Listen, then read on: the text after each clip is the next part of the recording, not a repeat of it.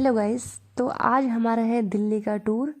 तो आज हम समथिंग 3:30 बजे से कोटाबाग से बैठ चुके थे हल्द्वानी के लिए। तो अभी हम पहुँचे हैं कालूशाही मंदिर और यहाँ पर हम सभी लोग ट्रेन पर बैठ चुके थे।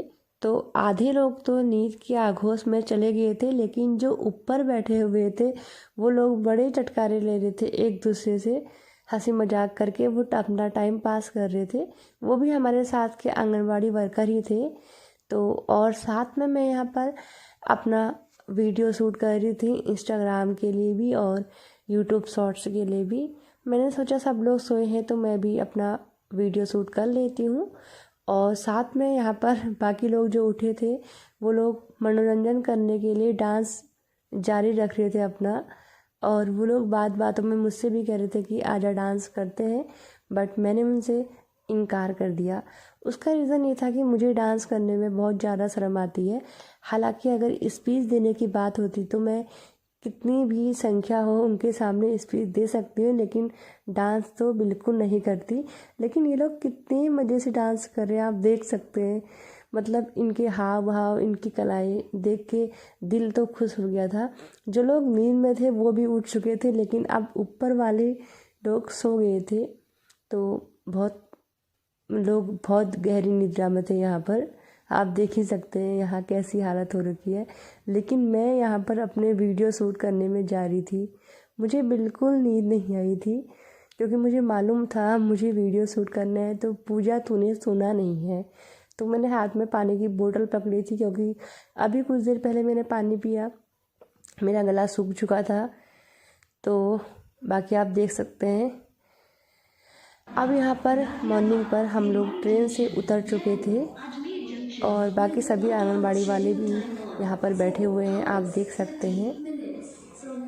अब और बाकी हम सभी लोग यहाँ पर बैठे हुए थे और साथ ही हमारे सामने वाली ट्रेन भी हमारे सामने से जा चुकी थी।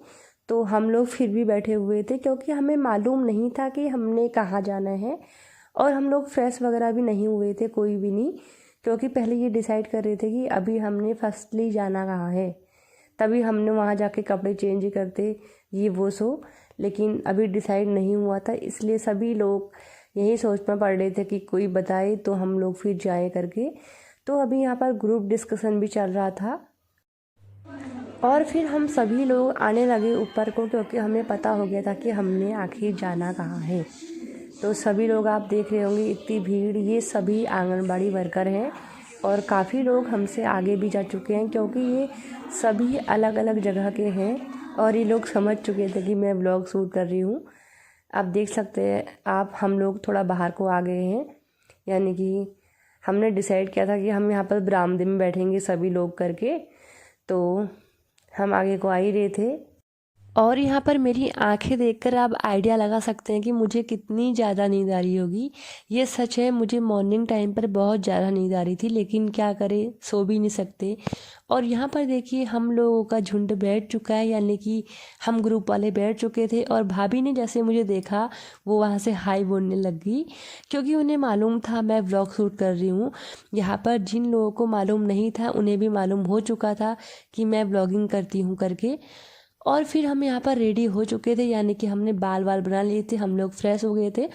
तो उसके बाद अब हम जाने की तैयारी में थे, जहाँ हमने रैली करनी है वहाँ जाने की तैयारी में थे। तो फिलहाल सब ने अपने बैग वैग ले लिए हैं, तो अब हम लोग निकलते हैं फिर। तो अभी हम पहुँचे हैं, मेन रोड में पहुँच चुके हैं। तो यहाँ पर आप देख सकते हैं मैंने मुंह कवर किया है। उसका रीज़न ये है कि यहाँ पर बहुत ज़्यादा गंदगी हो रही है और बहुत ज़्यादा, मतलब कि बहुत अजीब सी स्मेल आ रही है, इसलिए अपने फेस को कवर कर रहा है ताकि कुछ पॉल्यूशन की वजह से खुद को प्रॉब्लम ना हो करके। बहुत ज़्यादा गंदगी है यहाँ, लेकिन आप यहाँ पर देख सकते हैं। यहाँ पर ये पता नहीं क्या चीज़ है, लेकिन बहुत ज़्यादा प्यारा लग रहा था, तो मैंने सोचा इसका भी ब्लॉग शूट कर लेती हूँ। और अब धीरे धीरे उजाला होने को था। तो अभी तो यहाँ पर काफ़ी कम भीड़ लगी थी, क्योंकि यहाँ पर सभी आंगनबाड़ी वाले ही दिख रहे थे। लेकिन धीरे धीरे यहाँ पर भीड़ भी बढ़ने लगी थी और मेरे साथ वाले मुझे आवाज़ दे रहे थे कि हाँ जल्दी जल्दी से आ जा आप करके, क्योंकि मैं पीछे रह गई थी व्लॉगिंग के चक्कर से। और यहाँ पर शायद नहीं, कन्फर्म हम यहाँ पर गुरुद्वारे पर पहुँच चुके हैं। तो अभी शायद हम लोग गुरुद्वारे के अंदर ही जाएंगे। यहाँ पर लाइन से हम लोग खड़े हैं। बाकी लोग यहाँ पर सोच रहे हैं कि हम लोग वहाँ पर जाके फ़ोटो क्लिक करवाएं, लेकिन फिर वो लोग गए नहीं, बस मैंने ही बाहर बाहर से वीडियो बनाई। तो यहाँ पर हम लोग अंदर एंट्री करने वाले हैं गुरुद्वारे के अंदर। और यहाँ पर का व्यू हमें बहुत प्यारा लगा, मतलब कि हम सबको बहुत ज़्यादा प्यारा लगा। और काफ़ी लोगों ने यहाँ पर फ़ोटो भी क्लिक करवाई, हालांकि मैंने नहीं करवाई क्योंकि मैं वीडियोस वगैरह बना रही थी तो मुझे टाइम लगा नहीं। तो हम लोग अब यहाँ पर गुरुद्वारे के अंदर एंट्री कर चुके थे। मैंने फर्स्ट टाइम पर किसी गुरुद्वारे के अंदर एंट्री की थी क्योंकि मैंने आज तक कभी एंट्री की नहीं थी। हालांकि मेरे ससुराल साइड भी गुरुद्वारे हैं, लेकिन मैं कभी उनके अंदर गई नहीं हूँ कि कैसा रहता है क्या नहीं है करके। लेकिन यहाँ पर दिल्ली में फर्स्ट टाइम गई। तो अभी हमें यहाँ गुरुद्वारे के अंदर ही एक हॉल दिया था बैठने को, जहाँ की दरी वगैरह सब बिछाई हुई थी। और यहाँ पर मैंने अपनी ड्रेस भी चेंज कर ली थी, आप देख सकते हैं मेरी पूरी ड्रेस चेंज हो चुकी है। और अब हम लोग आ गए हैं बाहर रैली निकालने के लिए, यानी कि हमने जाना था धरना प्रदर्शन पर। तो धरना प्रदर्शन कहाँ हो रहा है अभी तो हर किसी को कंफर्म मालूम था नहीं, लेकिन उसके बाद हमने पता किया तो हमें मालूम हुआ कि धरना प्रदर्शन जंतर मंतर में हो रहा है। दिल्ली में एक जंतर मंतर नाम की जगह है जहाँ की धरना प्रदर्शन हो रहा था, हमने वहाँ जाना था। तो अभी तो मैंने जैकेट डाली हुई थी और हम लोग ऑटो में थे। आधे लोग तो दूसरे वाले ऑटो में आ रहे थे और हम 2-3 लोग इस ऑटो में थे। और काफ़ी ठंड भी हो रही थी उस वक्त जिस वक्त हम निकल रहे थे। अब हम पहुंच चुके थे दिल्ली में जंतर मंतर में, जहाँ की ये प्रोग्राम चल रहे थे। काफ़ी दूर था, जहाँ पर हम गुरुद्वारे में थे वहाँ से तो काफ़ी दूर था। तो यहाँ पर आप देख सकते हैं आप कितनी ज़्यादा भीड़ है। और इसी भीड़ को मैं पीछे छोड़ते हुए सबसे आगे बढ़ी ताकि मैं वहाँ पर जाके कुछ कह सकूँ, अपने शब्द रख सकूँ। और जैसे ही मैं आगे गई मैंने उन लोगों से बोला जो लोग वहाँ पर मंच पर थे कि मुझे भी बोलने का मौका दिया जाए, हम सबको अधिकार है। लेकिन उन्होंने मुझे मंच पर नहीं आने दिया। मुझे इस बात का बहुत ज़्यादा बुरा लगा।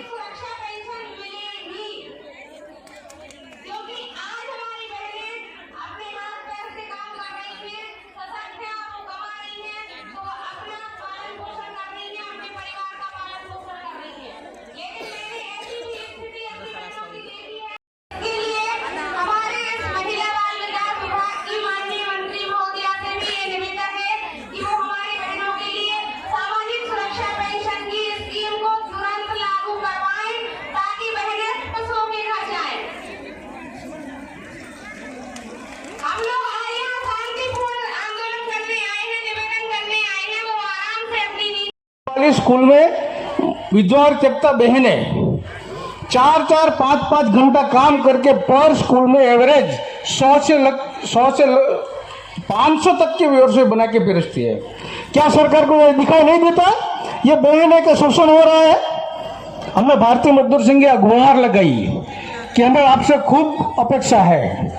हमारा मिड डे मील का जो विधवा बहनें हैं ना, विधवा चकता, खास करके सब विधवा चकता है, उनको तो उनका शोषण मत किया करो।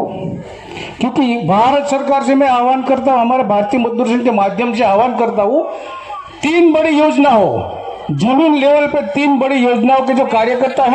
और आप देख सकते हैं कि यहाँ पर एक आंगनबाड़ी वर्कर अपने विचार रख रही है, यानी कि ये अरुणाचल प्रदेश की है। ये बता रही है कि उन्हें कितनी कठिन परिस्थिति का सामना करना पड़ता है, जिसके बावजूद उन्हें बहुत कम सैलरी मिलती है, यानी कि वर्क ज़्यादा है और सैलरी कम है। तो यहाँ पर समान वेतन यानी कि सेम सैलरी की बात हो रही है। चलो, मुझे एक बात तो अच्छी लगी कि कम से कम किसी को तो आगे आके बोलने का मौका दिया गया। कोई तो है आगे आगे जो बोल सकते हैं और उसके अकॉर्डिंग वो सभी आंगनबाड़ी वर्करों की बात रख सकते हैं, क्योंकि सभी को सेम परेशानी है, सभी को सैलरी की दिक्कत है। क्योंकि उत्तराखंड में इतनी आंगनबाड़ियाँ हैं लेकिन सबकी सैलरी अलग अलग है। कार्य सबका एक है और हमेशा कार्य बढ़ाया जाता है लेकिन सैलरी हमेशा कम रहती है। तो यहाँ पर मेन मुद्दा सैलरी का था और हमें यहाँ पर आश्वासन दिया गया था कि हमारी सैलरी बढ़ेगी। हमारा लेटर आगे भेज दिया गया है, पर अब जो भी होगा वो हम अपनी अगली सैलरी आने तक वेट करेंगे।